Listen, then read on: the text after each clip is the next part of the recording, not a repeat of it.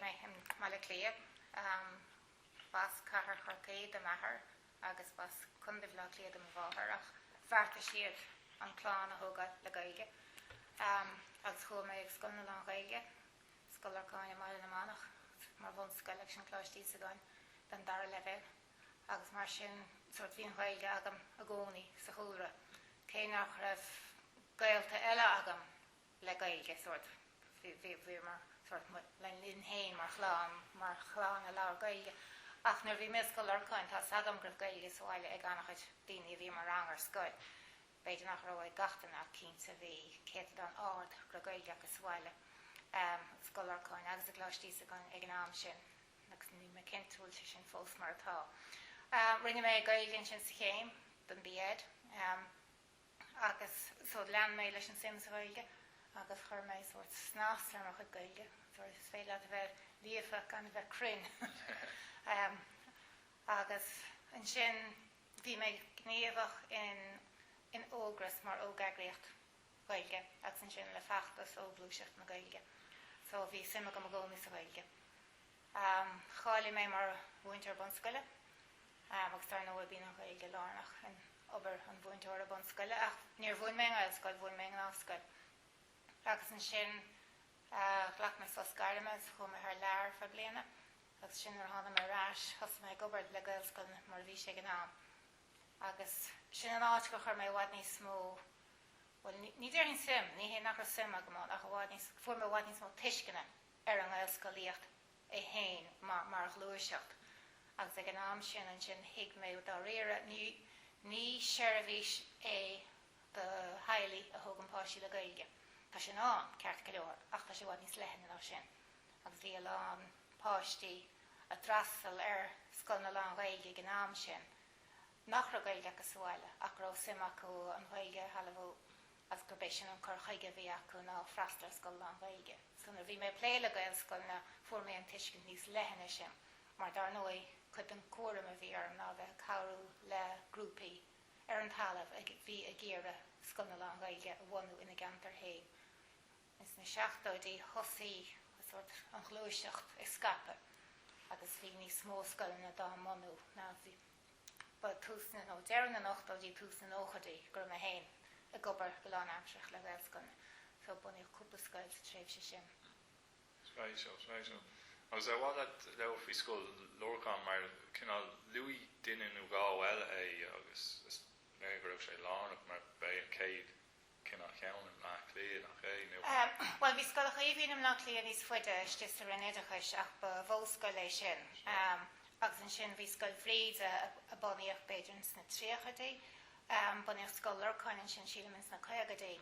Ach níor thosaí an leathnú amach níos leithin á sin go dtí na seachtóidí nó deireadh na seascadaí nuair a bunaíoch Scoil Neasáin agus an sin Scoil Maith. Ach bhí Scoil Lorcáin óna caigadaí agus bhí antóir ar. Bhí sílam gur leag sé síos buntlach anna bhá do chaid an idirchais in na Scoil Gaeilge. Na boscoil Chaitliceach mar ag an am níor a dá réire mór an bailí eile le scoil a bheith an mór amach sé ceangailte leis an aglas béis sin an pátrún bochutianta agus bhí an scoil site níos haman é a bróiste na carigadibh ach peisceil nuair bhí mar a gulbút an chéad cumhaoineachs mar sin de sépéil na carigadibh a gromar a plé leis. Ach an tuiscint bhí agam sa an am ná gur ró Gaeilge sáile go Lándaoine. Agus tá mai cheappa gur ró ag an am sin. Seans go bhfuil go fáil is Scoil Lorcáin mar bheith annach a Gaeilgeoirí na gcónaí in eisceart na carrach agus bheitidir sé géire a báistí a chur go Scoil Lorcáin. Ach an sin so go sé dachar áite áile Scoil Lorcáin in éiseach tá níos mó Scoil na Gaeilge sa cheantar má gúirt gur féile bhí freastal ar chomh. Ag an am hí na bóchaíocht na cailíní le chéile go dtí rang go héana agus an sin bhí Scoil na Móchaíoch Scoil na Gailíní. So gur 7, 8, 9 mbliana, 10 mbliana tréis domsa fágant gur denach conasco idir an dá scoil agus scoil an sin do bóchaíoch cailíní le chéile a bhí an. Ag an am gur mis a bhain scoil ní raibh éon iarmhain Scoil Gaeilge sa cheantar. as chuí annach chuid iarracht a Scoil Lorcáin go dtí bhcnach síon de chalíní agus seans gur dtíanú bráir a Christí de mí na bóchalí go dtí gur bunaíoch chláiste óin in idir 69 agus chuí Luann na bóchalí an sin. Ach an bblion gur an mise fágáil na bunscoil le bunaíoch chláiste ísagáin. Tá sagam gur baint ag mheithsmóirí hain leis an bheachtas chun iarmhain Scoil Lorcáin a bhhanú in eisceart na carrach. Bhí Scoil Chaitríona an agus bhí sé a lár na carrach ag an am is rá decils ach bhí sé le bog amach go glasníon agus dócha gnear na mheithsmóirí hain cin agus sin mhealladh le taistil ó eisceart na carrach mar go mecha go tríd a gahar agus beidir an darabos a áil amach go dtí glasníon agus mar a hálíonn sé bunaíoch chláiste ísagáin díorcha na am dom hain. Seachtó hain. Seachtó hain a bunaíoch chláiste ísagáin agus 69 a bunaíoch chláiste óin. Agus bhí mar go sealadach a chláiste ísagáin híos in sort of nún charúm Carysford na tailte an sin agus bhí seomraí ar cís an sin agus scoil agus an sin seomí réhíanta. Bhí me a séomh líon so ar bhugamar suas go dtí an áitcoil an campus in isise chláiste óin agus a chláiste ísagáin. Agus cuiinem an bheantaist mar a bhí anna an ama a dhéanana ins na seomraí taobh hir den óstan bra mór radas an tána seán bhí seomí réhíanta an sin a raibh chláiste óin a feimú. So hasléir mar go dtí sin chun an bheantaist dhéanana an sin bhí an foiread go nua an nuair bhí an áir teistá dhéanana agam. Mar mar an daltaí ann ar dús. Nuair a thosaigh chláiste ísagáin bhí tríochas a rang sílam sa chéad féin. Agus bhí mar rainte an ngá rang sa chuige de an ngach rang. Agus sochar rud a bhí éagsúil mar hathí iarmhain Scoile domsa ná nach a bhéin rang ní sinseoirí ná mar rangsa in san Scoil. Ba muide an rang ba hinseoirí a gcónaí an chéad féin ar agadí an séomh bliain agus ní ró idir bliain an ag an am. So ní ró ach 5 bliain sa bhain Scoil. Ná bhí idir bliain an na dhéir sin ceapaileoireach ní le melinse. So bhí tríocha dalta ba de bhór an bhéid é sin a tháinig ar laid leathacha deirhin a Scoil Lorcáin.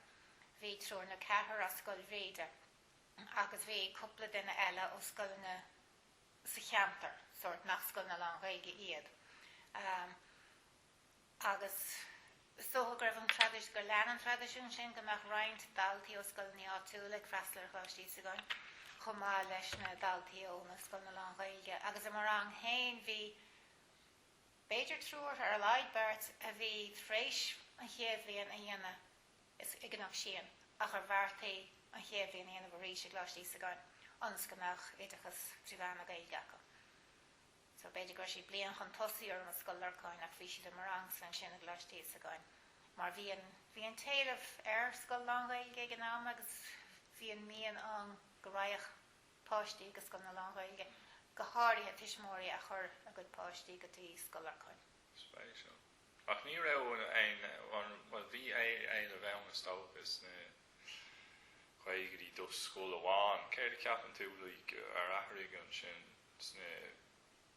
déine seacaí gur husnaí an taobh breise seo tá mar bhí Scoil Lorcáin in aon seachas na máilscoilní mar luí tú. Bhí an bhóscoil sa rinne chuis agus blianta fada hin bhí 3 scoilán. Ní scoil, Scoil Mhoilligh agus Scoil Chaitríona. Na ní lánach ceann amháin in éis mar hit na hibhreacha go mór mar níor a dtíine gur bheith theisteach go lár na carrach so bhí scoil na tastal las muil. Deirhin is dócha gur raibh an Gaeilge beidir níos láidirins na gnábhain scoilinne is siarans na chuigedaí siad an gurins bheith seacadaí a tháinig beag an athrú air sin agus mar sin agus go bhacha daoine gur raibh a gairí go maith le Scoil Lorcáin agus le Scoil Réide. Bhí an déanamh ag fás sort a leathnú amach an lá clia agus daoine beidir gur raibh tuiscint acu nó gur raibh taithí acu ar an idirchas trí chuige gur raibh siad a géireann sin go mecha leidir fáil dá báistí hain. Tá mai cheappa gur thosaí daltaí ag taistil go Scoil Lorcáin. Tása go gurb duine bháin mar rang sa Scoil Lorcáin gurb cónaí ar hí mo hen iarthar na carrach, so ba thoras fad é sin le go Scoil Lorcáin. Agus mar sin gur thosaí scoilne, sin gur bé scoil neasáinna chéad ceann eile a bunaíoch a dúisceart na carrach, chun freastal ar a bobal a dúisceart na carrach, agus an sin scoil nahí. Mar is clínim gur bhí páir gína bhíleáin a bhí mar phríomhid an sin ar dúis agus bhuain se mis ra sé is Scoil Lorcáin. Mar bhí an déanamh ar fás amach sa tro sin agus bhí pobal amhain sin a bhí gur Scoil Lorcáin. Bhí den nó bart an tíisian den chahar imar an hain chomh I glastí sa gáin. So is léir go raibh an sim an. Agus an sin dás glúiseacht pobl ag éire go meach Scoil na Gaeilge an mar bacchas do gaoine go bhéadfaí a lehéad dhéana. Bhí péis struchtúr atá agóras agan atá an saoirse sin ag pobl. Now, bhí cuasaí Dakar ó an go ham ach tá cuasaí go teoiriciúil agus ó héobh an chóiriste níos éascí inis ach tá Dacarachtaí difriúla an inis maidir le Scoil na Gaeilge bhana. Sima. Agus ná hána tusa isteach in deir na hochtáirí céin na Dacarachtaí bháil a bhí an sin maidir leis na scoilnaí ó bhana ná hána isteach go bheith scoilna. Bhí sé Dakar a gcónaí mar gur tú go raibh an pobl in nóíocht lena chéile as go raibh scoileanna lonnaithe agus dá réire níor buneach an túfá scoileanna idir 8 agus nó go dó siad an bliana a dag mé. Ach bhí an fás ag tarlú ins na bailse las muit in na carracha. Bhí coppla ceantrééis farbar díreadh ribh sin I gahar chorcaí siad an gribh ceann beidir an gáil agus coppla ceann am lech lia ach tosíoch na bailse bega. Mar hamplas cuioine bheith plé le letter canon as cuioine bheith plé le éanach ar bhón. Áit go ró scoileanna gná scoileanna an don phobal agus dar nó ní bhí nach méidáirithe páistíor fáil in éon bhaile bháin agus mar sin níor hahan se leis an scoilnaí áitiúla go meach scoil nua a bhanú mar go meach siad an nóíocht lena chéile do gáiltaí. Mar sin ba dheacrachta sin bhí an dacrachtáin a chur na lí ar hisismothirí nach míbhantáiste de fáistí idachas a áil trí bhean na Gaeilge fiú an mar a raibh Gaeilge á ard sa bhaile. Agus ag an am sin ba léir nach raibh Gaeilge sa bhaile ag tromlach na náltaí a bhí an éise freastar ar Scoil na Gaeilge. Agus bhí hisismothirí ag an am siadam sásta goil sa tans leis an mun levéil. Bhí dúil an beidir ní smót an dara levéil mar captar go sin is táhachtaí ach ní aon héine sin mar bhaintear bunscoile. Ach bhí si sásta trílehaint as mar bhíos ach a gcónaí bhfuil mar in brianse is féidling an páiste acrú. Ach dar éire cholósa bhí an taithí acu ar an Scoil na Gaeilge. Bhí ordchaid an idachas le fáil acu agus in sin bhí an bantáiste breise acu go meach an dáhanga acu. Agus nárbh ualach an Gaeilge don na páistí ag an am sin. So, ach sin chud an dúil an a bhí an sort na tuismitheoirí a bheala. Agus na costí áitiúla de gnábhíoch Gaeilgeoirí na daoine le Gaeilge ar na costí áitiúla.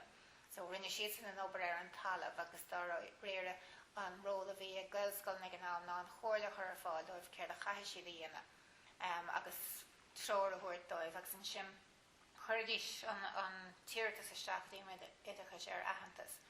De réir a chéile a tháinig rialacha ón Roinne. Siadam ar dúis nach ar bhéin rial ar leitháin agus bunaíoh scoileanna le cúpla dalta.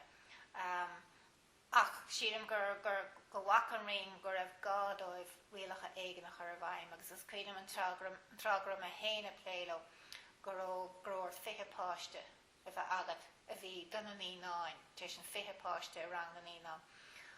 Agus a sin go bra a Déantar arbach agus dúlan ar lethe a Déantar tuaithe. So bhí ar an áragáin díana leis an Roinne ná gur leatram ar na Déantar tuaithe é. Is féidir le Scoil Fáinmú na Scoil aber ceire éide. Ach ní bheith 20 dalta san ína san scoilna sin ach arís a Scoil inmharthana é Scoil ceire éide. Ná níor athraíodh an rial sin go ceann tamlín síle mina dhíir sin.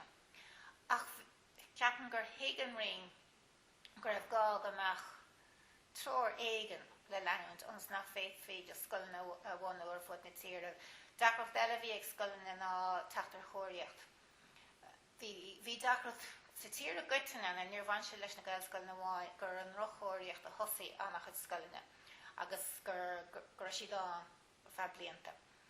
Tá feabhar sin inis ní chuirfí suas le rochóiríocht. Ach bhí tuismitheoirí bhí ag ar a scoil a bhhainú dá báistí sásta chur suas le cóiríocht nach raibh ní gur si go donna ach ní raibh siad ar réire arúnach de Scoil ach rinne siad anobair iad hain mar phobal cuíoch ar irrigan sí chuí de churann ar roint do húscoile. Ach ba vinnig an sin gur fágach na scoilna ar feadh blianta sa bhuair siad cóiríocht fuin. So ba chúlán é sin ach bhí rainn scoilna náisiúnta ar fud na tíre a bhíon nach chóiríocht mar go siad ar fannacht blianta ar achorú ar an bhorighnamh ina raibh siad. Ach inis tá ard chaidán dá réir a buint leis forigantí scoile. Mar déanach in eistúins na forigantí agus nuair a tóigú forigantí nua do scoilna Gaeilge bhí siad ar ard chaidán. Mar sin héin siúm ná do scoilna a tosús iniu caiisí tachtarráid ar bhain sealdach freisin tá cheappa. Ach ba chúlán é sin ag an am. So bhí cuasaí déanra na cuasaí pobl a bhela nach rá taithí acu héin ar an ngaelscoileacht agus an sin plé le cuasaí cóiríochta leis a rion ar feadh blianta na dhéir sin. Agus Deirbhile na cóiríochta de an raibh tá sin simú go tú rá bhfuil gur fóibh a bhí ann a bhain leis scoilní a fád. Seachas mar fecinn tú bhhaintas na cinná chápéisí tá daoine rá fóibh é seo a bhain leis na gaelscoileanna amháin nó fóibh ar leithéid. Níor bhain an aib cóiríochta leis na gaelscoileanna amháin ach dar nóin ar a bunaíocht gnáscoil nua de gna a bhí faragad tógiú an faragad dóibh mar hampla mar bhain siad beidir leis an aglis agus mar sin bhí churann aglis an talamh ar fáil agus tógú faragad ach annachad duna scoilna bhí bhaid ní sinne níor déanach achorú ar na faragintí bhí acu chós rialtas dá réir so gur ceart so bhí roinnte go féinmún nach chóiríocht.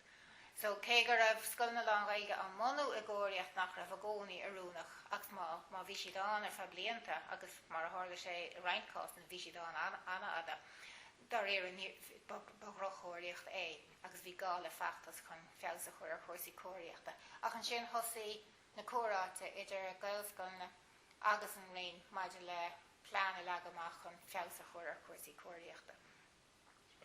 Agus an raibh eile bheann freisin go mbeadh Roinne gaelscoileachta sa Roinne an trá sin mar chunig mé go raibh an taobh sin bheith raibh tús na hochtáirí an raibh taobh sin fáil ann agus fóriú ag airde tá Roinne tumadachas nó le ag an ann inis ceapamach. Tá Roinne gáin a phléad leis an Gaeltacht agus inis agus a bhéis a phléad leis an Gaeilge.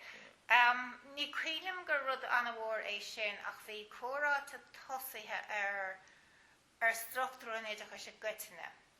Sílim gur sa fág ar glas ar dó sin idir nó go dó a mhoilligh beidir go meach costí régiúnta nó báirt régiúnta idir chuis an agus ag an am sin thosaí an smaointeoireacht gur ceart má a báirt régiúnta le bheith an sa chóras ba cheart go meach báirt ar le don na ghaeilidechas. Ag an amastócha in na hochtádí nóchadí bhí stát ar a bhísí sa chóras go Gaeilge acu níos mó beidir ná martá inis mar níl an riocht na Gaeilgeán inis le bheith gobar sa stát chóras. Agus sa réideachas ag an am de bhí roinntá daoine le Gaeilge so is cuilam sa bheith an plé le annachad denna daoine sa réin in Gaeilge. Neadar an bhéitín rud céanna rá inniu. Rud eile hála leis an réideachas nuair a déanach dílarnú bhg siad annachad in a ranna go an réideachas go dtí alúin agus go dtí an tala fór agus mar sin is stát ar a bhísí sa cheantar sin is mó thosaí gobaranta. Mar agus ní daoine le Gaeilge mar bhí si treis bheith ranna go eile. Bhí céad an níos iarde de hat stát ar a bhísí le Gaeilge in san réideachas sílam ag an am go siar nuair bhí sé lárnach an nach lia. So sílam sin mar thuirm héin gur déanach lagó ar levin na Gaeilge sa réin ag an an chéanna ar déanach dílarnú. Ní hanan sin sa rá nach rabhéine le Gaeilge ins na hanad nua. Ach bhí daoine an a dtreo ran go eile mar heasta go bheith gobar an áluin seachas nach líon nó in átrigan Cén blion a háir leis an dílarnú sin? Sílam gur hála sé ins na nóchadaí. Agus cé gur maithan policy ar bhealacht bhí implachtaí an beidir ar smaoiní go háirithe ó héamh na Gaeilge agus dar nua mar hiige méid chuireach deireadh le riachtanas na Gaeilge sa stát chóras na 60idí. So bhí am go háint na 80idí bhí daoine fós sa chóras le gaeilge mar tháinig siad isteach roimh 73 ach dar nó é trocha bliain níos dearnaí ní bheadh an céad gan céanna le gaeilge. Tuisnach bhfuil sé réachtanach í bhagad ní tháinig sin sa rá nach bhfuil daoine le gaeilge an tá ach níl dógan. Sin an tanga stocha ceisna tanga is just a Roinne céirfí cinna cultúr na rinne I gcuitne nó bhí play lá dú bheith play lá nó bheith. Ní dólam go raibh an mheon generálta fábhrach go leor don éideachas Pléann na Gaeilge. Cé go raibh daoine éonarcha an a bhí fábhrach agus seans go raibh daoine sa raon go raibh a báistí héine freastal ar Scoil na Gaeilge. Ach, is dócha ag breanhar mar chóras ba úlach nua bheith pléad a réim sin nua. Ná, tá sin tréis ahrú fiú an ó hin mar ní hiad na Scoil na Gaeilge amháin atá an inis tá na Scoil na Educate Together. Well, tá sinna go le bhaid siar, tá siad na fás chomá. So tá bhaid níos mó tuiscine gur gúil an chóras níos éagsúla na mar a bhíoch. Níl an tradiisiún go meach gach scoil faoi pátrún an aspaig. Tá sin imithe mar tradiisiún na cé go tromla fós faoi pátrúnachta an aspaig. Tá an tahananta sin níos mó sa réine éis agus ahantas gúil gá freastal ar an éagsúlacht. Agus siad an gúil ahantas níos mó an gúil gá freastal Pléann na Gaeilge freisin. Mar bhíoh tradiisiún an go mbeadh méideoirithe á dhéanamh trí Gaeilge péisce le go réin ach siad an gur hit an tradiisiún sin a léig sular tháinig níos mó beidir rialacha maidir le go gafaí rudí a chur a fáil an Gaeilge sa mhealladh. Agus cé nach sé fuirfa bhí an rinne chus gcónaí go máin na himletracha chuach amach bhí ceann an Gaeilge gcónaí agus ceann na mhealladh agus ceistení áisna tag agus is mar sin de cé go felsar chúrsaí ní bhíonn siad a gcónaí ar fáil ag an am chéan leis an legan na mhealladh ach tá ar leidd siad am anoist tá tuiscintá go gafra sin éana. Cé nach dálíonn sé a gcónaí ach tá ceapan bhfuil bhaid níos mó tuiscinna an gur a bhean cirt gúil an ceart ag daoine go meach an legan Gaeilge. Cén fáid sin mhealladh chóras na Gaelscoileaocht ag éileh sin? Ní bháin chóras na Gaelscoileaocht a ceist 8 tanga glúiseach na tanga gotain ag deireadh cheart a daoine. Sin go dagan sin ar fád le chéile. Spéisiúil. Agus luí tú na haspí an sin céirfín aglis nó bhí tú ann á 8 dearnachtaí ar roií. Bhí caidir bhana bhag am héin leis an deo sin le Cliath bhí coppla Scoil na Gaeilge sa chathair ag an am sin agus bhí siad a fad féin deoise. Agus mar sin bhí gá freastal ar na scoilne sin mar hampla bhí na seirbhísí cóneartaithe mar sin de duine iad le chéile na Scoil na Gaeilge tap le chéile sa chathair. Ná tá sin athraíodh héna rís agus Déantar iad níos áitiúla ach ag an am sin chuireach seirbhís an Gaeilge ar fáil. So bhí gá le play leis an deoise ifig an deoise agus ní raon aib leis an deoise gotainne. Blianta ribh sin le bhíoh chórá leis an deoise mar bhí an choras airgad is a bhí an go raibh gach próiste airgad a chur ar fáil don Scoil Áitiúil. Chur an rinneidechas airgad ar fáil ach bhíonn sin bhí céad an go raibh an agbais a chur ar fáil don na daltaí freisin an dontas capatíochta agus bhí gá chinú gur chur na próistí nó an deoise an targad céan ar fáil don na báistí in sa Scoil na Gaeilge. A ní raibh an aib sin an bhí me héna gobar a ceapan gur sé réití fin am sin ach bhí gáis sin na phléin a mar hálinn sé iniu ní chun an agbais éon airgad dontas capatíochta ar fáil do Scoil na péisceile. So tá sin imithe. Níor thosaí an ghlúiseocht chun chúrsaí pátrúnachta a athrú go dtí bhfuil níos déanaí san óchadaí thosa sin ar bhí me héna gobar le Gaelscoileanna mar scrínim coppla cruniú bhí an. Dehan Gaelscoil ag an am gur bhain annachchud den na dachaí ag réig Scoil na Gaeilge leis a ggóras gur bhain siad le deoise. Agus tháinig an smaoineach an cín gur ceart a chóras pátrúnachta dá go tain ag na Scoil na Gaeilge. Bhí annachchud chur na chuine mar a bhíon annachchud rudaí a gcósaí éadachas nuaras rud ornua é. Mar bhí ná léir réine ribh rud ornua agus bhí tá tuiscint acu ar an ggóras tá an. Sinna higann siad agus feimíonn siad leis agus nuair a hagan rud nuach an cín ar bhealach bín áras ar ghaoine faoi aonmhad nuach. Go dtí go mbeadh níos mó taithí acu air. So níor tharla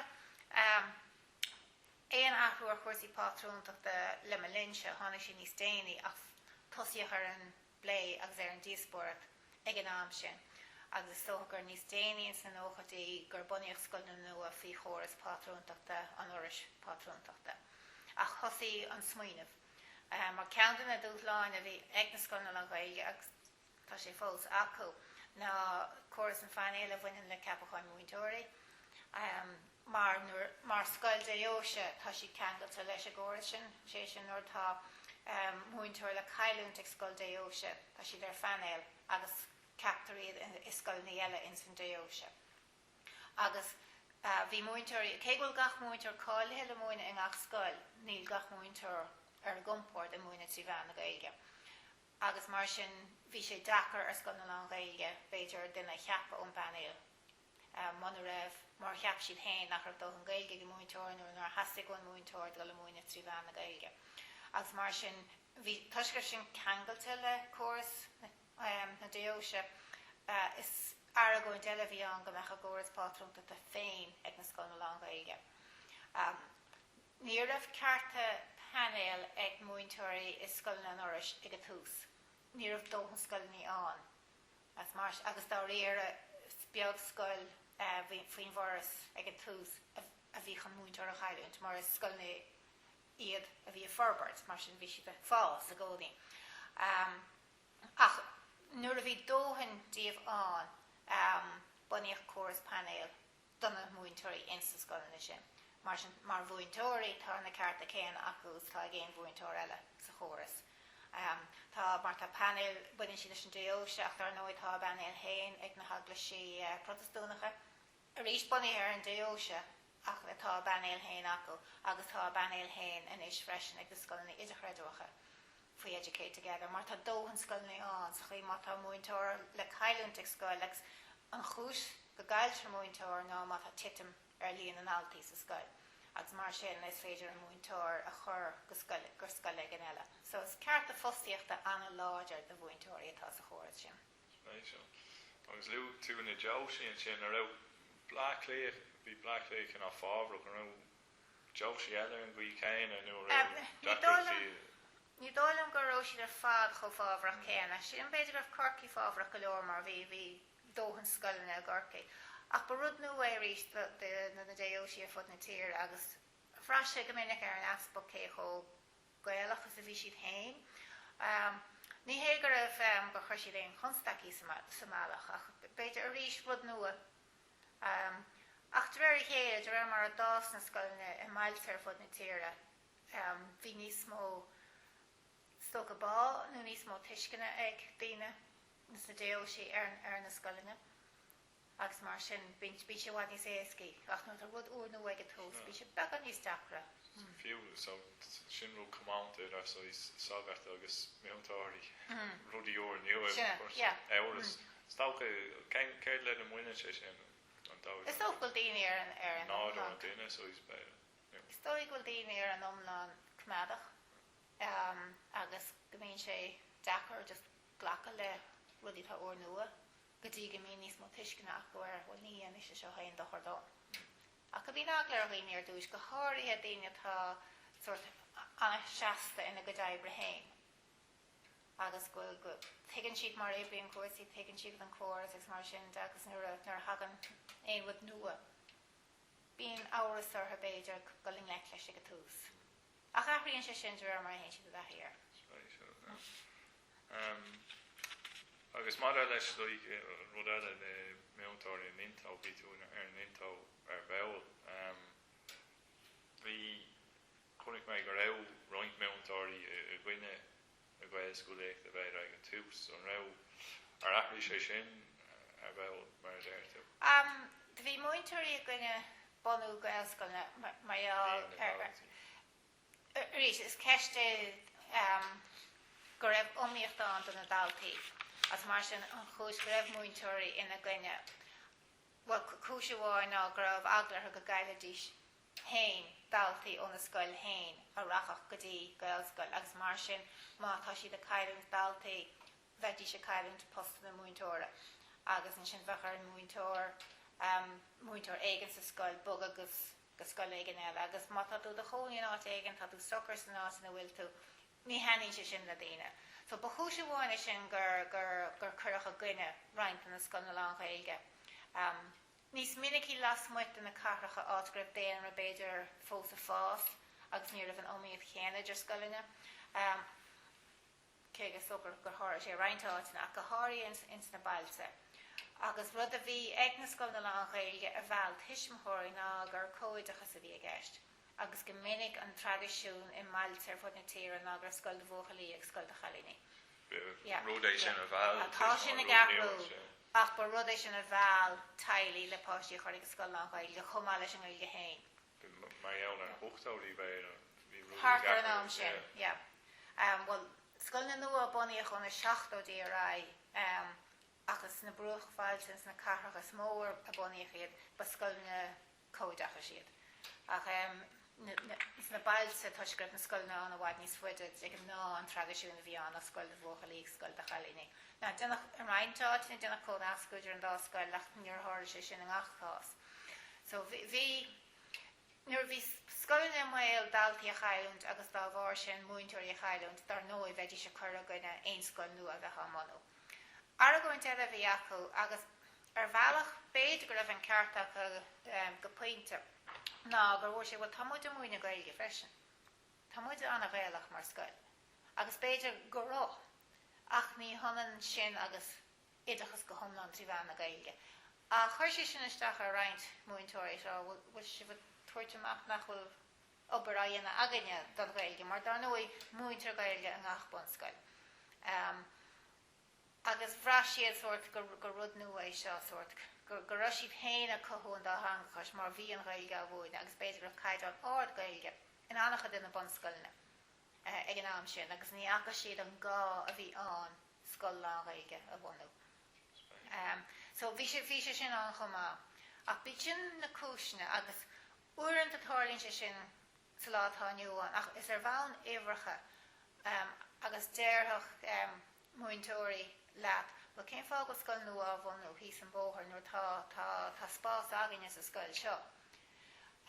Go dtí go seasann tú siar go bhfeicinn tú bhfuil tá sort is Scoil Lorcáin tá bhunú nó tá scoil idir chreidefacha bhunú is freasta le ar phobal a cheapan nach bhfuil na scoilne tradiisiúnta déose ag freastal orthú mar phobal. Agus is ceiste an leachtar ar bhain principal leis gur ceart go meach an ráha ag tuismitheoirí an cineál scoile a ránú. Agus is ar a gúint eile an hain é sin.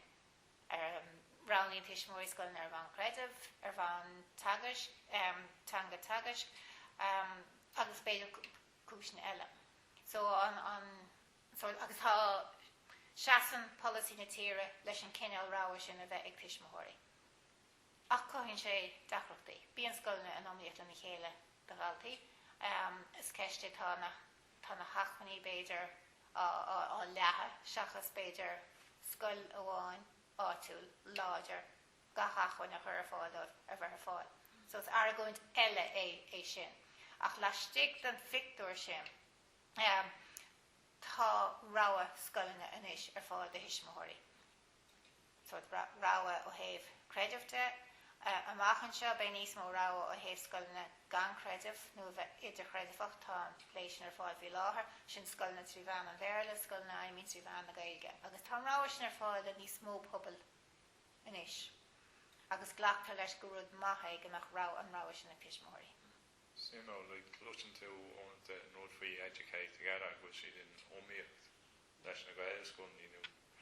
An nádor an rud an the chúrsaí a fás a stocha. Well, she agus tá siad an omíocht lena chéile. Agus ar bhealach tá tú ag bra so conceap an bharagaí sa chásáirí sin go mín scoilne an omíocht lena chéile. Tá rud ag éagsúil á tairiscint ag na scoilne. Tá mar hamplan na Scoil Lorcáin brachan sé tá éagsúil creideamh sa Scoil Lorcáin ach tá siad a tairiscint idachas trí bhean na gaeilge. Beidir cuideach go tairiscint idachas trí bhean na gaeilge le sort beidir le ítás catlicach. Codella go beidir go méidir tariscint iarracht Díomhheannach Gaeilge ach go méidir siad a chreidimhach. Ach Scoil na eile mar háanta Educate Together a cothú an iarrachis idir chreidimhach. Agus an sin tána scoileanna próiste sort of tariscint scoileanna chreidimhach. Caitlecha nó agus na hÉireann. Cé mar an pobl a bhí an instan scoileanna sin bíd siad an na bhascaí. Ach sin dá réir agus an sin bí an rá ag an tuismitheoirí. So, sort of, brahan sé an greideann tú gur ceart go nach rá ag tuismitheoirí. Nó an ceart go gurach gach tuismitheoir a báiste go dtí an scoil túil agus go nach an scoil túil nach meach sé chreidimhach ach sin tá ceist teanga níos casas a chásáirí sin. Sin thar a gointí a hálín ammantaí ó héh policy de ach fí láthair an policy tá an go meach an rá ag an tuismitheoir agus ní léon tóir leis na cineálacha rána ach bháin an tóirntá leis na líon daltaí. Ní féidir rá gach cineál rá a chur fáiling ach chud den tír mar níl an déanrán. Agus an ornta fiú like sa ceanta seo fiú ná a bhí an dain rán nó bhí gaelscoil le bonne an rum conrach sfuirsaí seach é dalta nó le coil scoil amach go Scoil Educate Together sin an cúpla míle a rud tá tharlaún is bhí mé héanana pléir le gaelscoileanna agus ar feadh blianta na dhé sin nuair bhí éile bhar scoil agus nuair bhí tú ná nuair bhí rialacha nua ag a réin. Fad is a cholíonn na rialacha fuairtú an taithnitas mar scoil nua. Thosaí córas níos nua ná sin fós, níos déanaí. Agus buineann sé leis sort an chomórtas seo a chothú. Tá gála scoil sa cheantar seo mar tá an pobl ag fás. Cén cineál scoile? Well, chuir mí ceistir a bobal. Cén cineál scoile ar waithla. Agus sin an córas tá an inis. Agus sin an fá ar bhealach gur déanach cinenne gur Scoil Educate Together sílan an cinenne déanach ag an am a sin seach a Scoil Lorcáin Gaeilge. Mar sin an próséis a bhí an ag an am ach dá réire déad fí an próséis sin déad fí breanúir agus féchant bhil dá réire bhil sin chorram de cheist na tanga. Beidir go nibroch sé ó héh ceist an chreidimhte an Scoil idir chreidimhach a tastal Roinne nó Scoil chreidimhach a tastal Roinne ach ó héh tanga tagasc an ceart. Go nuair tá pobl mór go leor bhil nach ceart an dáithán a bhar fáil. Ach iarracht a bhí an siad am ag an réin córas éigen a chothú a bheith is tócha chorram de gatain. Ach ní hanan sin rá bhfuil sé chorram ach síim gur léir an ceann áirithe sin dá réire bud béid nach is an córas is fearach an éiread. Ach ba iarracht é thar na blianta áisgra sort laissez-faire omlán an dá mar gur bhéileh bunaíoch scoil. Mar bunaíoch braintmhá Scoil na Lorcáin Gaeilge le bhhad níos lú na fithe dalta. Nu bhí mé sé pléir leis deir na nachtatí tús na nachtatí bhí an rial fithe dalta an.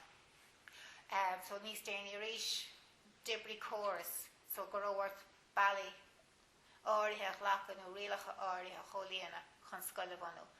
Agus dearcha sé sin thar na blianta agus is siadam gur iarracht é ag a gcóras próséis a bheith an a bhí chorram de gatainna.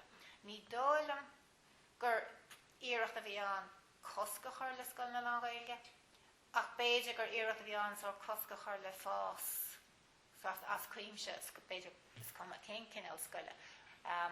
Neadar ach déad fí beidir ar gointíanamh ar a buinte sin ní taisteach am a héanana plé leis go dtíireacht ní bhein omlan ar an ólas bhí cad a bhí atharlú ar a dálamh. Tá sé dachar cinná fáil amach céir bhí an Roinne smaoin a bit Dave an choras sin mar ní ligann si dit brathnú ar an gcuid cápéisi ach tá sin simú go leon tú cinná an rud faoin laissez-faire agus an é béad gur smaoine siad nach meic na scoilní illig a bhí a ggóscailt i mharthanach nó rud éigen nó ceist costa sí agus rudí mar sin agus. Ba tóg mín ceist costa seán gcónaí ach sin gur ar meach an scoil inmharthanna gur raibh an bhail sin an. Beidir gur raibh cúpla gaelscoile bunaíoch a bhí lágar fa cúpla bliain bhí mé héanana pléile ceann amháin a bhí lag nuair dearm lag níor bhí sé dachar an rial fithe dalta áil mar bhí sibh neamh ifigiúil ar dúis. agus bhí na himhreacha bhí tastal áard chun an chéad bhainteoir eile ád ag an am sin ná tá sin aithrí go mór ó hen fáin go bert bhainteoirí inis ag fiche alta má scoil anna bheith bú fiche rud ag an beidir ach ag an am sin bhí gála tríocha seach rud ag chun an dara bhainteoráil so saola gur bh muintear a bháin le breis trocha alta bhí se an dachar na rialacha a bhain le ibreacha a chomhlaíonna ribh sin thuiscribh na himhreacha anna bheith tírim gur leisce ar an réon beidir just go leanach choras mar sin gur raibh gála struchtúr aigen agus deirthe go dálíonn sé sin le aon choras cholós a thosaíonn bud aigen a fást bíon gála struchtúr a chur ar a bharbart agus beidir go bhéad fé an airgóidíana gur siad an déon chu nó chun cosca chuir a scoilne a bhuiinem rial céanna le aon scoil nua mar hapla Educate Together chomh so ní hégur déanach leatrom na scoilna lámhaige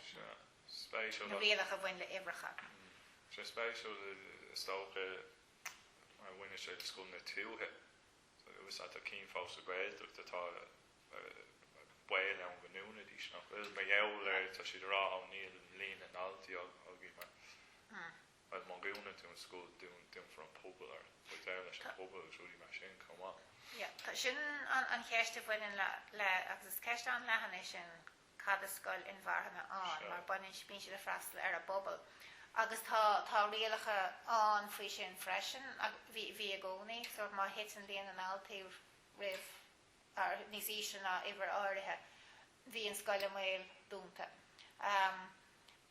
sírim gur beidir bert fáiste déag an is atá gceist má hitin sé faoi sin tá an mhail an foscoil a bháin ar Ileán be scoil ar Ileán a gcónaí mar níl an darrá ag páistí agus tháileoir sin mar tá déal mar titim tá bhad níos lú scoilna náisiúnta sa tíirnis na mar a bhíoch beidir trocha a bliana hen mar bhí bhd is smó scoilna baga bartéidir trúréide níos tá níos smó scoilna móra ins na bailte agus tá na scoilna tuaithe tá scoil an déana gahrú tá líon an altaí ag titim agus dúntar scoilna gach bliana átéige mar bíon na himhreacha cho beag sin scoilna buine sé leis an máú túthe agus úlí mar sin rudí bháin níos lethna mar leú ach just déirmí nuchtáilíonn sin agus an agraíocht an raibh sé dacha foiimú but tus an tain déanana bhí fosta go lánaim se na Bé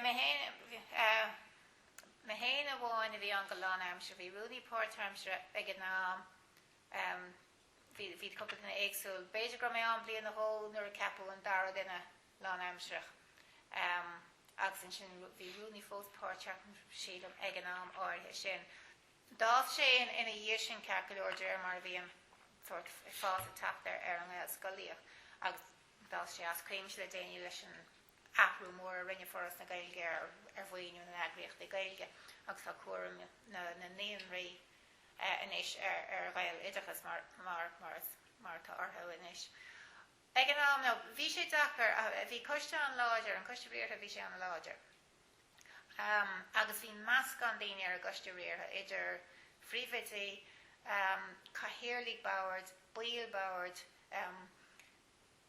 agus daoine bhí ag bunú scoilna bhí sé an láidir an déobh sin de tá cheappa bhfuil níos mó muinteoirí lé leis as bhfuil an agras níos mó mar agras takeíochta de bhainteoirí a choréis tá foras pátrúnachta an inis rud nach ró ag an nám áirithe sin.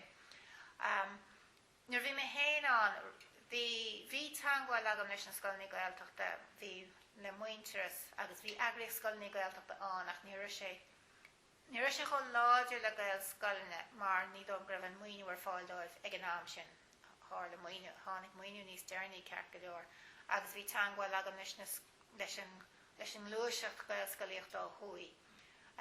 Ní hé gur bhana chud ifigiúil atáirú ach bhí na tangáil neamhar amálta an mar ham na scoilna Gaeilge ó thuaí sílam beidir gur tháinig siad go dtí cruinithe cin bliana sort bhí siad baintach gan a bheith cho baintach céine leis na scoilna ó dheas mar bhí an luaiseacht féin acu. Sular bunaíoch cóir na gaelscoileaocht ó thuaí sin gur gael leúinte tugu ortha sort bhí siad a tafla chéile go dónach. agus níorbh na gaelscoileanna Scoil na Gaeltachta páirteach in ngaelscoileanna ag an am sin tuismitheoirí agus dá go téin acu. Duna bhíoch an tango sin Arbert agus bhí méid áirithe beidir tangálacha nach ní glúiseach do bháin a bhí an. A rí sin rud a dás níos dearnaí.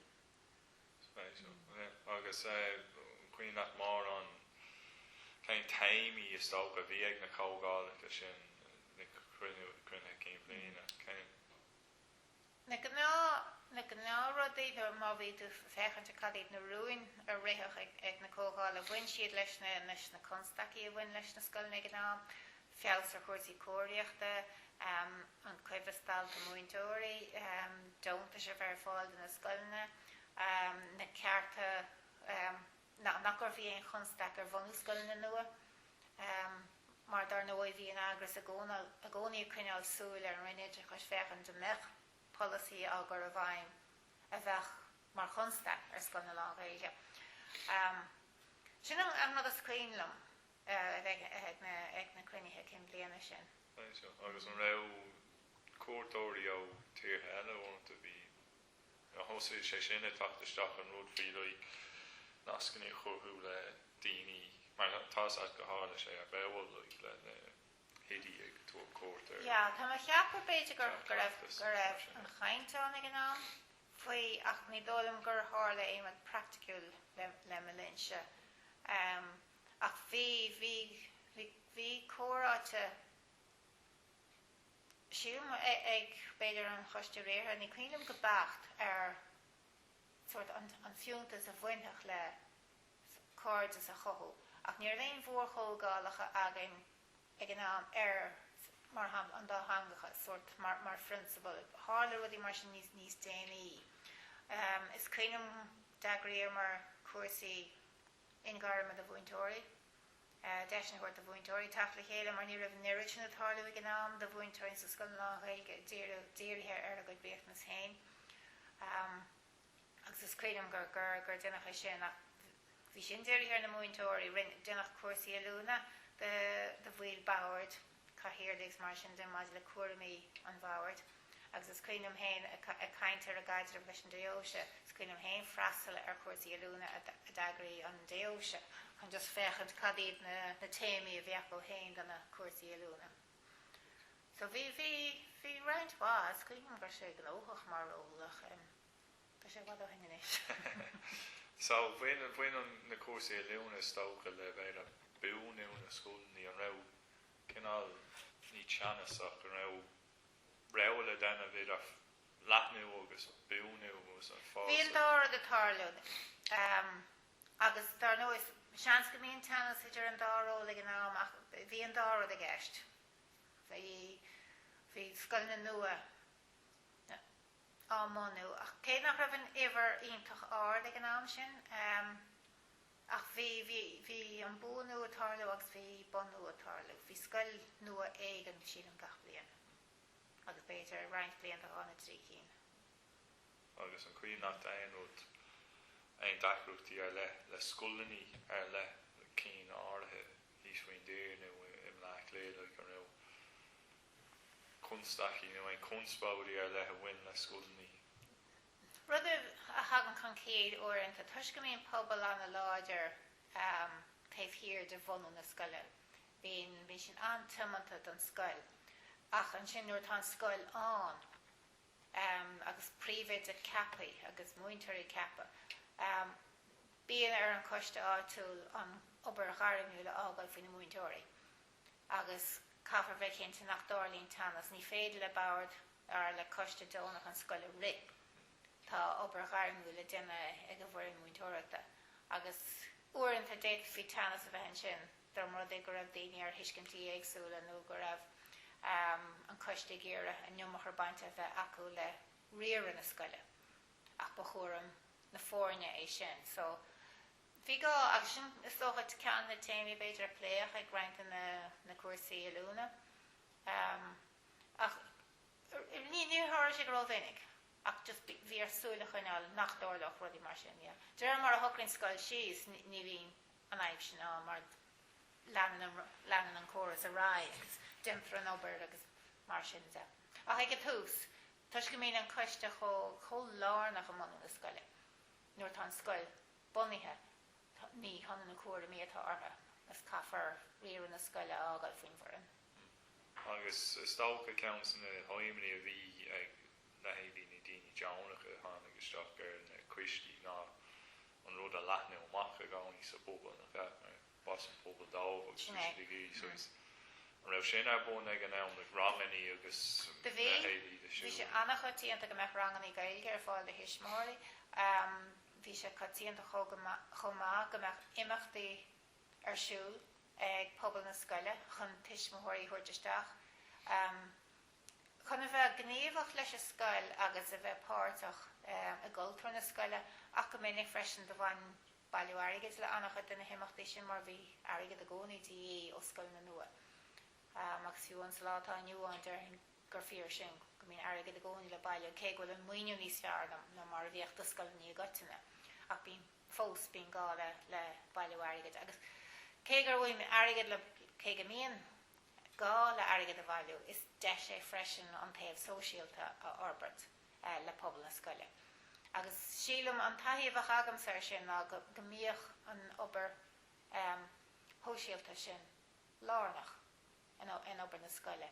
Nuair bhí scoil nua, neadar múil se choláidir nó tá scoil fadhonithe ní me cinnte. Se sin cé ceistile bhís a chun chóir de stácha ná tréis an bunú ar dús an sin an choiltar rúlaigh an díag ar níag le cinál pobal na scoil. Mar sé dachar an cinál momentum sin a chamád an rud a leithne amach. Deirhin go bhfuil, ach deirhin go dógann sé roinnt ama, nuair tá na dtuismitheoirí gníomhach le bunú na scoile, bíonn siad gníomhach a dús héal ré na scoile agus bíonn siad páirteach an imachtaí. Ach nuair hagan glúin eile ráin nach raibh éon bhainte go le bunú na scoile. Ní bheidís có teamanta céine donna gnéthe sin. Ach ní tholann siad sa rá nach bheith siad páirteach in imachtaí a bheith iarrachta le an scoil. So bhracha sin sinna ar ché go láideach tá cumann na dtuismitheoirí nó an bard banistíochta in san gnééis sin den obair.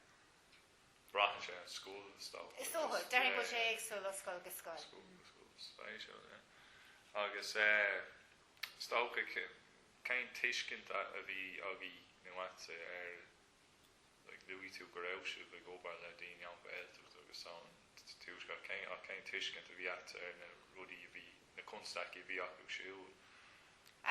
Nu an neachí na tuiscintí sin a bhim orí a chorbe. Bhí an cóhéex éagsúil, ba léir greibh na scoil na Gaeilge ag féinú i ggóhéex an tamadachas. Sa chuí nach raibh Gaeilge sa bhaile ag tromlach na báistí. A bhí a freastal scoil na Gaeilge, mar sin bhí siad ag fólam trí hanga nach íon tanga baile í. A gás na Gaeltachta ag an am sin, deirhí nach ró an tuiscint omláin agam ar an cóhéas tangóíoch sa Gaeltacht mar ghlach mé leis gur Gaeilge sa bhaile ag muinte na Gaeltachta. Ná bei seo deir na nachtdóidí tús na nóchadaí agus seans gribh céad an níos iarde gribh Gaeilge sa bhaile ná mar beidir tá sa látá aniuán. Agus mar sin deirhí nach raibh dóhan tuiscinna agam beidir go raibh cóhéas tamadachas i roinnt na scoil na Gaeltachta chomá mar nach raibh Gaeilge sa bhaile gatainna ar ócónaí ortha sa Gaeltacht ag an am sin. Mar nuair bhlacan tú leis go bhfuil an tanga tagas sa scoil gur ionanéis an tanga sa bhaile, níl tú dá riaire a caintear thomadachas. Mar sí an tanga tá sa bhaile ag na dalta iad tanga na scoile. Ach de réir mar a dorbar mo chudólaisiach mo chud tuiscin a hain ar an ngaelscoileaocht ar an thomadachas tá mai cheapagur sin níos casfanná sin ag an am.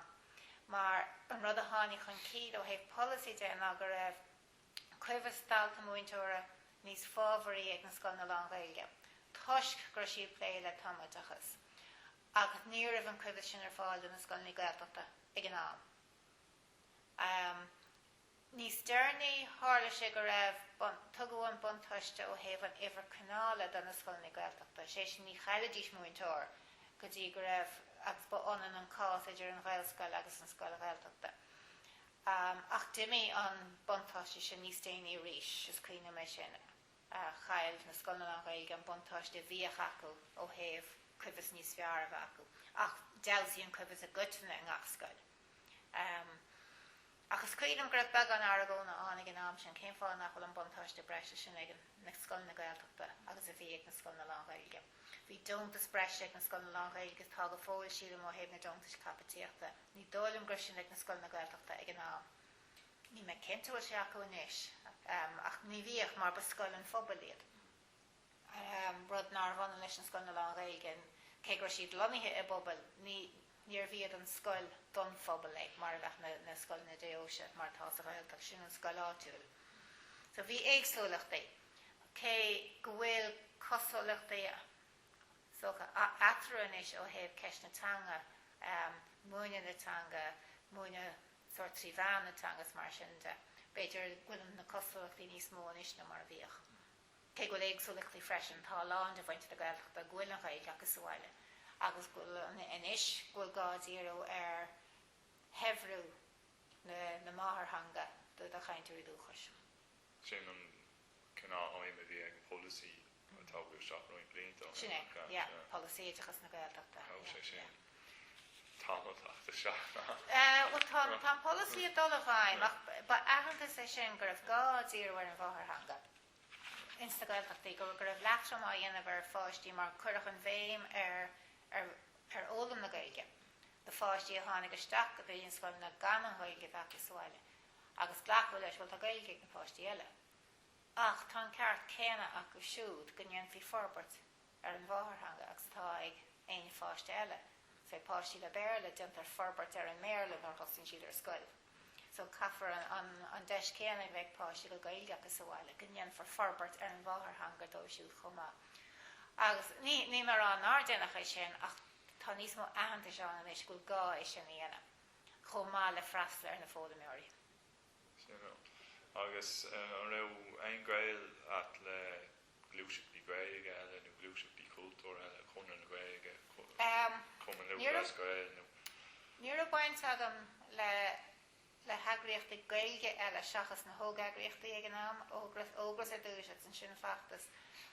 Bhí baint agam níos déanaí le Gaeilgeán bhí mar bháil an chuideachta le Gaeilgeán agus tá go fóil agus níos déanaí freisin bhí baint agam le cór bhí mar bháil an chuiste de chóir sin go mé fós ar a gcuideachta agus bhí mar chathairleach ar chóir fe tamlín chomh. Ach nó níor a baint agam leis aon cheantar na bhór eagraíochtaí mar hampla Conrad nó Glór na Gael nó Cumann Luach Leas Gael. Bhí mé mar bháil an ceart cumann nuair bhí mé mar bhúinteoir ach níor mé gníomhach bhí mé gníomhach ins na heagraíochtaí óige agus an sin tuisgur mé gníomhach ins na heagraíochtaí óige bhí mé gníomhach ins na chóir náisiúnta na nóg siad an tanam a bhí ar mar bhí feachtas agus ógras mar bháil eagraíocht den chóir náisiúnta na nóg. So bhí mé gníomhach mar agus dónach ins an eagraíocht áirithe sin. Agus Stága ceisní the King Deireadh is cin oscailtaí le buine amach an ís a bhí ar intan a bhí ar dús. Well, sílim gur buineach is tócha thosaí na Scoil Lorcáin ag fás agus farbar sílim gur buineach amach an ís gomach a lehéad an. Tá a scoilní an, tá siad níos far lehanna, níos de ngach áit a tír fós ach sílim seans go ceann ngach chun le faoin am se. Agus mar sin buineach amach an ís gomach an ngaelscoileaocht ag fás agus ag farbairt. Sílim go dúshlainn difriúla an, sa chaí go gafar ahant bhfuil cad a Gaelscoileanna, cad iad na sprochan na tanga is féidir bheith súil go muid na páistí amach sa Bhéarla agus sa Gaeilge ins sa Scoil Lorcáin sa látá nua. Ach ó héamh an bhon ís gomach na scoilní an mar rá ag a bobbal gur buineach é sin amach. Beidir nach bhfuil an tumlan buinte amach sa chaí nach bhfuil an rá ag gachdáil ag brathailte cóil cónaí ar ní bheith an rá ag gachdáil go freastal Scoil Lorcáin agus beidir gur ceart leannach do bhaile se bhí sin go mbeadh an rá ag gachdáilta. So ben héins as rá gur buineach amach cuidhá an bhon ís a bhí an ngaelscoileaocht a leanú. Agus ceir ceapan dú faoi an rud a Déantar go bhfuil feithicúí fan Gaeilge nó ón de chuige fan géad a géirí nó bheití seásta a báistí a chur go gaelscoil an bhfuil sin like an bailach bhfuil siad scapi amach ar fud fan na tíir bhfuil sin an bhéitá sin i dhéana nó an bhéitá freas leis sin é tacht eis go ceist i mhearnánacht agus bhfuil mar sin Níl brug sin baint amach má tá 25 fan géad an phobal a deireadh go méidir sásta páisteach agus go Gaelge níl an rá sin ag 25 fan géad an phobal go fóil gan eistir fada a chur orthú hain. Déad fi dhéana ach ní dom go bhéad dhéana bhar an man gohfuil an arbeit a tarlú fi láthair ar Scoil na Gaelge bheith gála plán níos cuimsithe a bhain le gachscoil sa tír. So cad é an legamach má táid ará amach sim ag 25 fan géad an phobal. Sin beidir ceannas gach ceir scoil a bheitcha fáinmid sa bhean na Gaelge cá méidis amach deise gach páiste freastal an sin bheitfa a géir a pléileir cad é na rá an eile bheith ag tuismitheoirí an ceart amach Scoil Chaitríona Scoil Chaitríona Scoil Lorcáin ar fáil de gach pobal agus an sin tagan an ceist chun cí maidir le inmhearnánacht scoileanna. Bheith gála plán níos cinnti agus mar sin seachas a bheith bra ar phobal áitiúla scoileanna a bhunú deir mar a hagan deis. Mar an dúlan tá fi láthair ná go gaithí éilimh a bheith i bobal do scoil bhreise chun scoil a bhunú. Nuair a bhí me sé pléile gaelscoileanna ní raibh an gá leis an éilimh sin fasgur dóhan daoine sásta freastal ar an ngaelscoil. Ach anis caian taobh a bheith an do scoil bhreise mar tá níos modéanra an tá gála scoil éigean is ceisian is cincinál scoile. Ach má tá 25 fan géad an adaltaí goach an ceartach go siúd freastal bheith gála le plán conas a agraíonn tú sin. Agus le plán mar sin bheith rudí eile a thógad san áireamh mar hampla ceist pátrún scoileanna ceisina tanga tagas cágur faoine scoileanna mar bheith gá níl an déanra fásnis go gá leis an original scoileanna nua bheith gá pleanáil éagsúla agus tá pleanáil sin a thosaú maidir le ceist creidimh scoile mar go siad a caint ar pátrúnachta scoileanna athraíodh. Now, maidir leis an Scoil na Gaelge an bailach an cín sa chás sin ná an bhéadach aon scoil atá an fi láthair an tanga tagas a athraíodh. Tá sé trétarlú hena hain, tá cúpla scoil a maithinn sin a bhíoch a múna trí bhean an bhéir les cuioine an bheith pléile cháitham me hain le lim Well, tháinig lís níos dearnaí níor mé plé go dtíireach le sin a bhí mé pléir sé gána go mé chlár.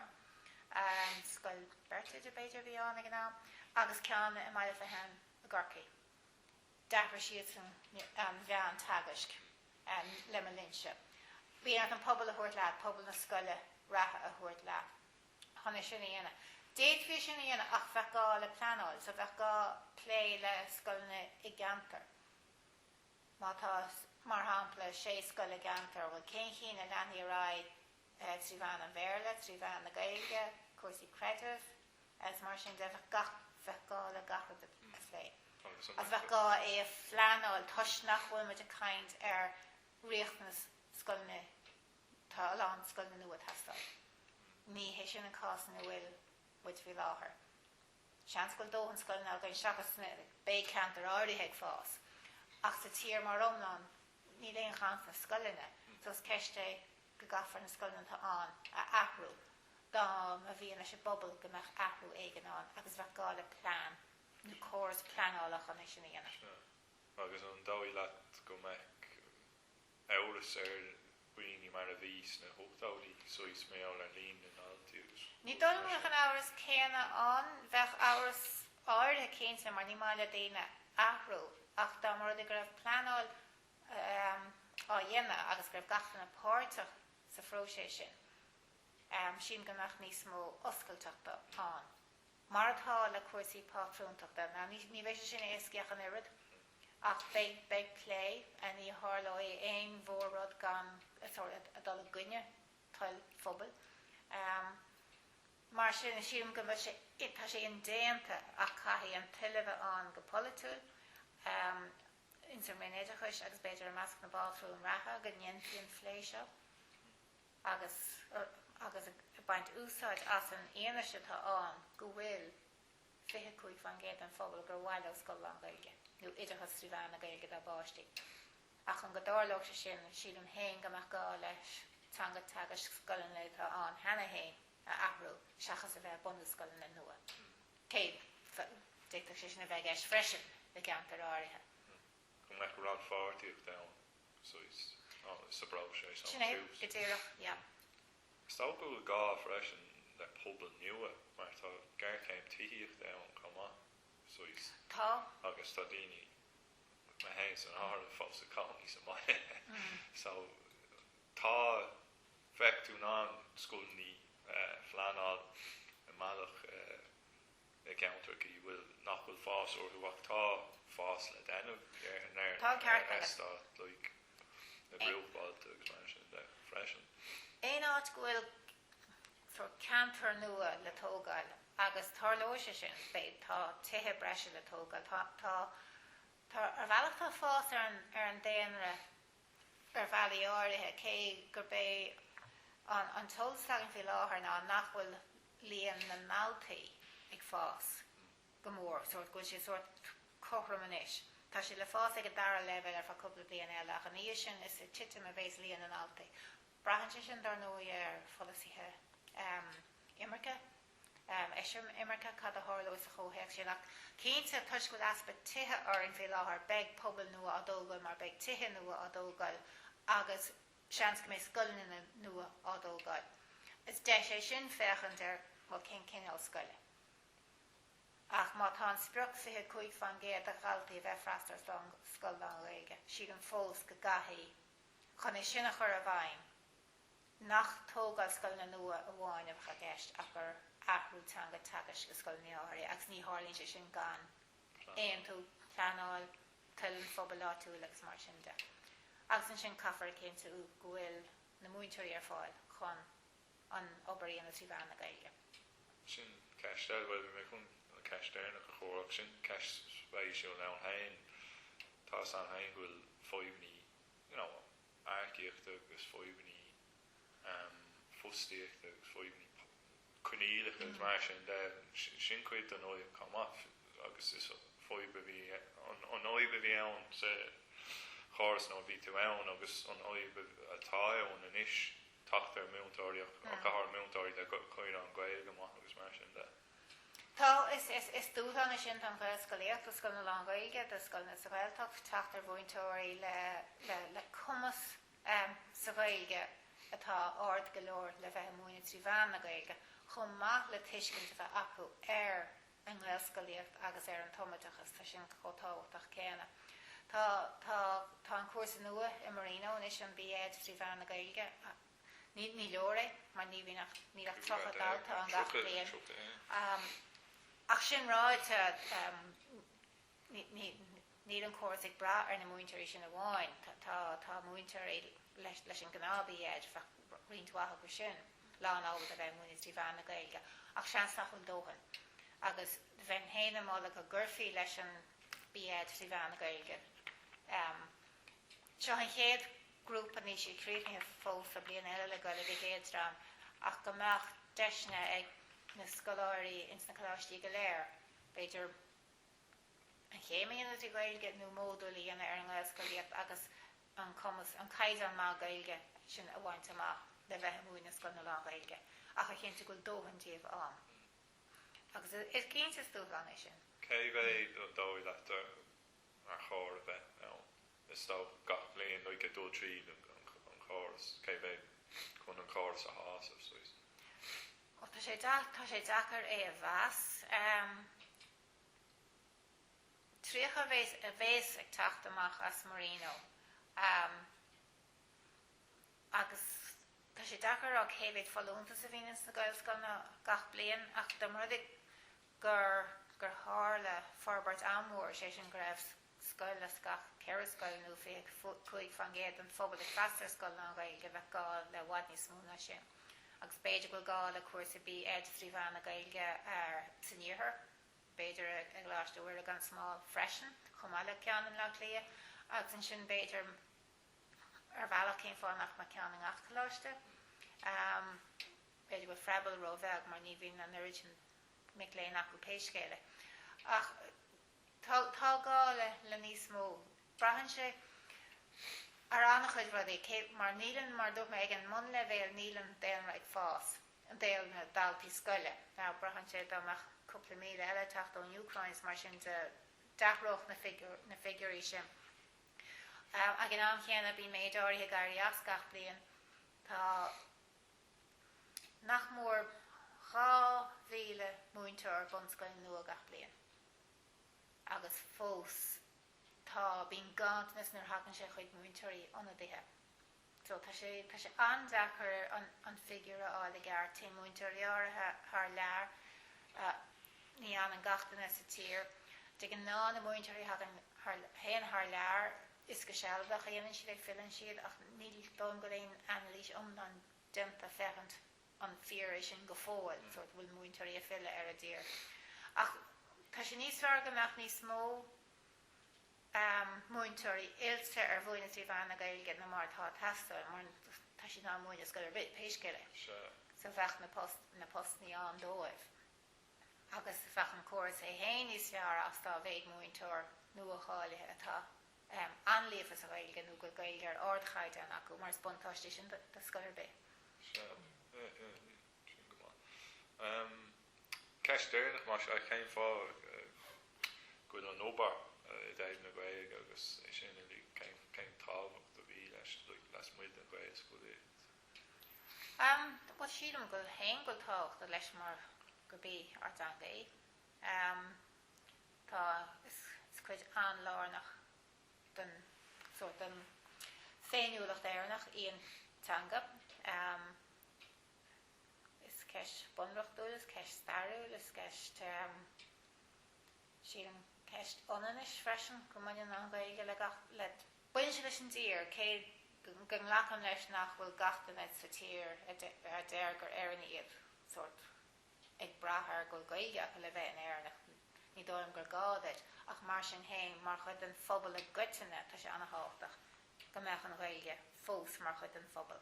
Ní gá go meach gachtainine á labhart nó go meach gachtainine páirteach a síl na Gaeilge ach caithfar aithint gúil sé an go leanaí sé agus go bhfuil go dtugtar takeíocht do phobal na Gaeilge daoine gur mion le an teanga labhart. Go rialta ní dom go Gaeilge ar bis a tír nach béir le líofa acu. So ach do annach a daoine smailó go siad líofa sa dáthanga agus gúil saoil ibre, sóisialta, cárdis acu sa Gaeilge chomh leis a mhealladh. Agus siad an héin gur chuid anna háach é sin an phobal a gotainine agus do roinne áirithe go an simar lethe agus a Gaeilge go bhfuil an deisin acu agus go bhheictar go gnáród é. Mar atá tá pobal eile sa tír go teanga dhéal acu, ní dom go mín éon náir ar an teanga sin na labhart aithnítear go bhfuil le héadán. Clustan í Ucráine a labhart a Ucráinis. Nuair tá siad le chéile mar grúpa. Tá daoine seo thíortha eile agus clustar teangacha eile níos fearr leithne na mar a chluistí fadó. As mar sin siad am héin go sé tácht chun déobh sin de. Agus go meach na seirbhísí ifigiúil an stát a chun mála sin go meach an rádió an televísir fada fáil trí Gaeilge chumá. Agus go nafam nófar é sin. Gur gnáchaid é agus nach onan é sin agus brú a chur a Roinne faoi tríd an chuncheap se an Gaeilge agus mar sin de. Ní gá sin dhéanamh fadas go dtugtar takeíocht a gachtainine an Gaeilge ólam agus go dtugtar takeíocht an sin do Roinne gur mion le saoil a bhacha trí Gaeilge é sin a bheith acu. Agus ceist eile leú tú na himachí sin is spéisiúil le an dáile go thug sé sin spreige do chuoine beire tuair faoin Gaeilge nó bhfuil dearcha ar lethe bheith acu bhfuil lena Gaeilge ag pointe ag nó thosaí himachí a tateteach na nágurí beire dúir sí bhfuil céirtágan le bhreatú sin riamh. Siad go gníanann sé anna bhachas cé an úsáid mar leiscil ag mbeidh ceart íochailach ar imarcí gailgeil a ólam mar tá ar danga héine agus caiisi béir ólamach ní dom gur héon chunstaice gailge ólam chomh. Agus nuair a bhíon tionscoil teangacha nua-hangacha ins na bonscoilne siúm breis déimlíon ó hen péiscil nuair bhíon chéad ceanán siadm go nearr na fólam teangacha eile sa bonscoil maithas san gailge. Mar thosaí na páistí a gahams gur teanga íon gailge ní ábhar scoile bhí an ba hanga í. Bhí le fólam beidir Frankis nó Spáinis a péitanga around íon scoil. Agus bhí siad duna compráid idir bailí chun rudí ará an san teangacha éagsúla. Sa choriclam teanga sa bhonscoil inis tá sé molta go núsáid fé na teangacha atá sa rang mar tá annachad teangacha éagsúil a ranganna is scoileanna iarraithe inis. Agus go núsáid fé sin chun is dócha ahananta sa thuirt go bhfuil teangacha éagsúla ar fud an dáin. Go bhfuil bailí éagsúla le rudí ará. Agus ní hégil tú i muoine teangacha eile ach tú cothú sime i báistí. I dangacha, i guncheap teangacha. Agus siadm go gabhraíonn sé sin leis an gailge, go bhheictar an sin gur teanga eile an gailge. Bé daoine áirithe líomhas a gailge, bé daoine eile nach mé ach bé beagant an teanga acu. Díreach mar tá teanga eile ag daoine eile tá sa rang leo. Agus siadm go ngimann sé sin maithas. Mar bhéarlóirí táid ag maratála in ann an bhéarla, as ceapan go noscíonn sé súla daoine go bhfuil níos mó na béarla sa dam. Rialacha.